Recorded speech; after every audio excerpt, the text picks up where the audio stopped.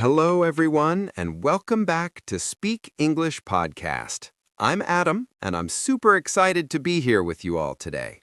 And I'm Sarah. It's great to be back, Adam. We have a fantastic topic for our listeners today, something we all love to talk about.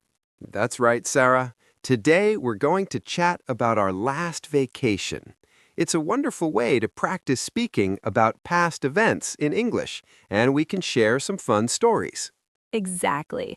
And before we dive into our vacation stories, we have a quick request for all of you wonderful listeners out there.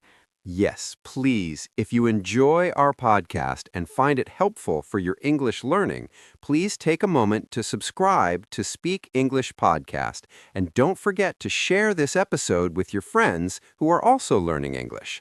Sharing helps us reach more people and grow our community. And of course, hit that like button. It really helps us know that you're enjoying what we do.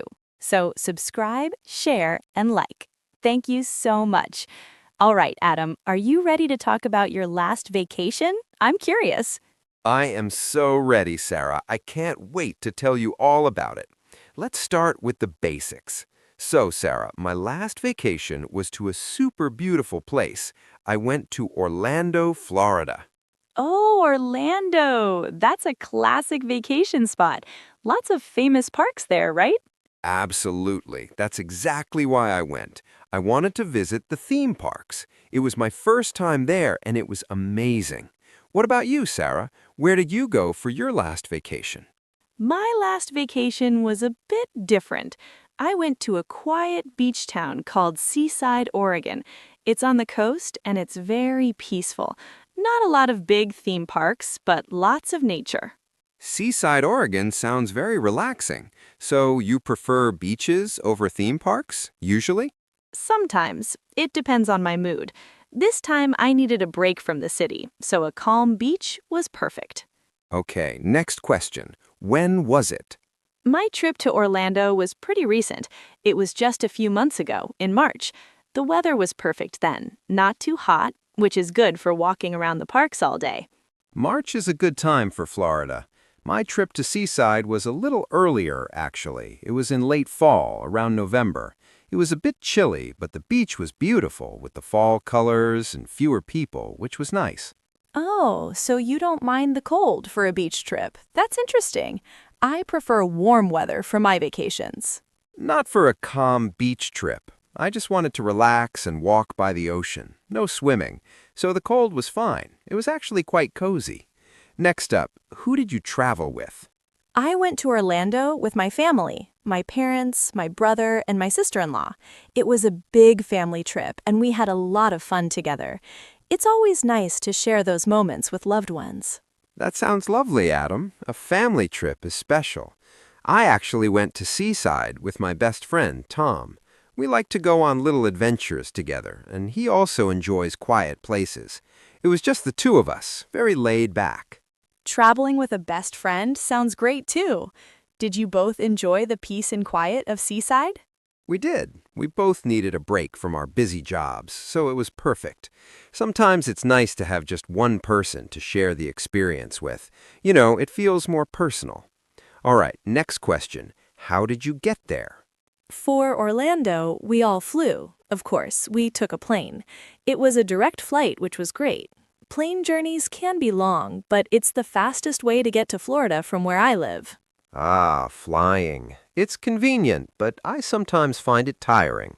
For my trip to Seaside, we drove. Tom has a big car, and we live in the same city, so it was an easy drive up the coast. It took about 2 hours. We listened to music and chatted a lot.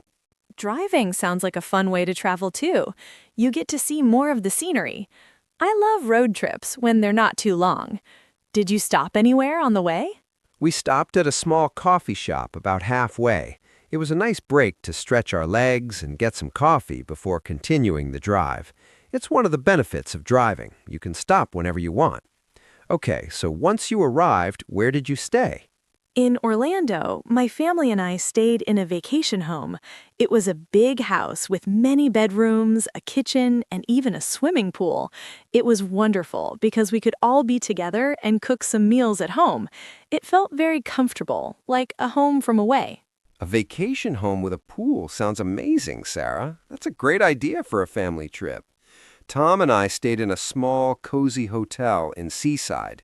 It was right by the beach, which was perfect. Our room had a small balcony with a view of the ocean.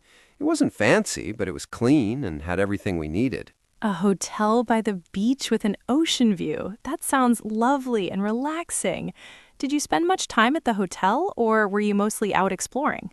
We spent some time there, especially in the mornings, enjoying coffee on the balcony, but mostly we were out walking on the beach or exploring the town.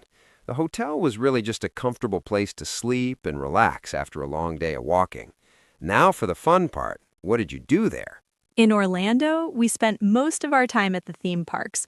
We went to Disney World, Universal Studios, and Epcot. We rode so many rides, saw parades, watched fireworks, and met some characters. It was a lot of walking, but so much fun. We also had some nice dinners out. Wow, that sounds like a super busy and exciting trip, Sarah. Theme parks are a whole different kind of vacation. In Seaside, our days were much slower. We spent a lot of time walking on the beach, collecting seashells, and watching the waves. We also hiked a bit in the nearby forests. And in the evenings, we often ate at local restaurants and tried the fresh seafood. We also spent some time just reading books and relaxing. Hiking and forests and reading books on the beach sounds so peaceful. Adam, did you do any other activities besides walking and eating? Yeah, we also visited some local shops in the town. There were some unique art galleries and small antique stores. We found some interesting souvenirs. And one evening, we watched the sunset over the ocean from the beach, which was really beautiful. It was all about enjoying nature and the quiet. Okay, out of everything, what was your favorite part? For me, my favorite part of the Orlando trip was definitely seeing the fireworks at Magic Kingdom at Disney World. They were so beautiful and magical, and the music was amazing. It made me feel like a child again. What about you, Adam? What was your favorite part of your Seaside trip? That sounds incredible, Sarah. Fireworks at Disney are truly special. My favorite part of the Seaside trip was walking on the beach during low tide. The ocean goes out very far, and you can see tide pools with small sea creatures. It was fascinating to explore and see the little crabs and starfish. It felt like discovering a hidden world. That sounds so unique and calming, Adam. I can imagine how peaceful it must have been. So connecting with nature was really important for you on this trip. Absolutely. That was the main goal. It was a great way to disconnect from daily stress and just enjoy the simple beauty of the coast. The sounds of the waves, the fresh air, and the quiet walks were exactly what I needed. Next up, did you try any new food in Orlando?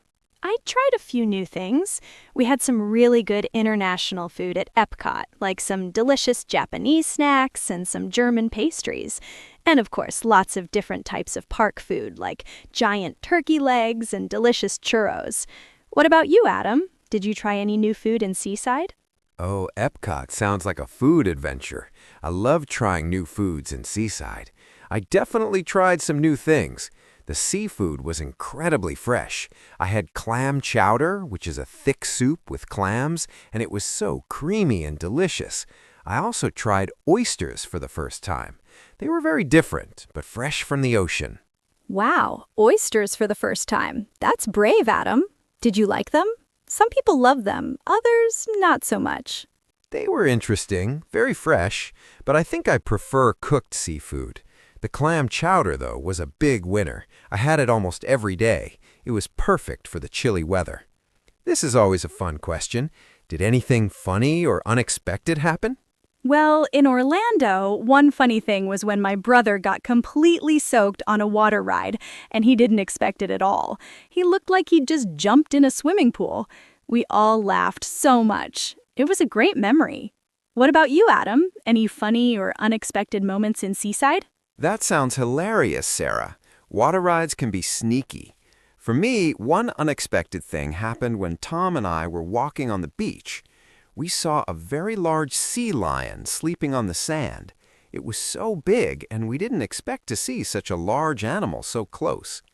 We kept a safe distance, of course, but it was really amazing to see it in person.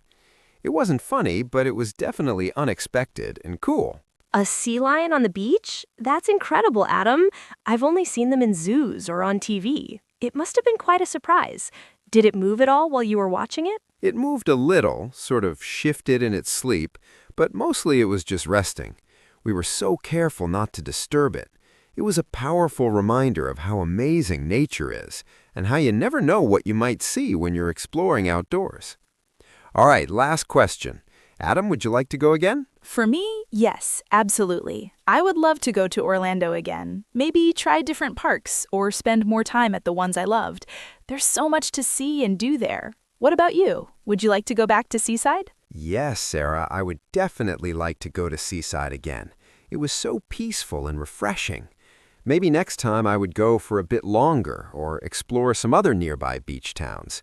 It's a great place to relax and enjoy the quiet. So it sounds like we both had wonderful trips and would happily return. We certainly did.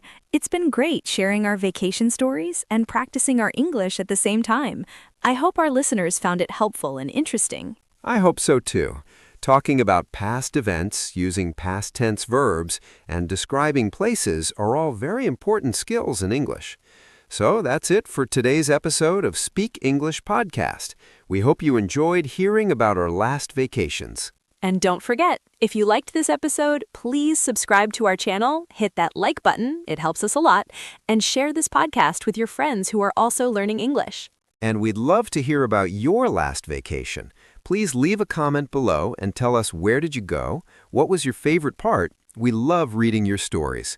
Thanks for listening, everyone. We'll be back with another episode soon. Bye for now. See you next time.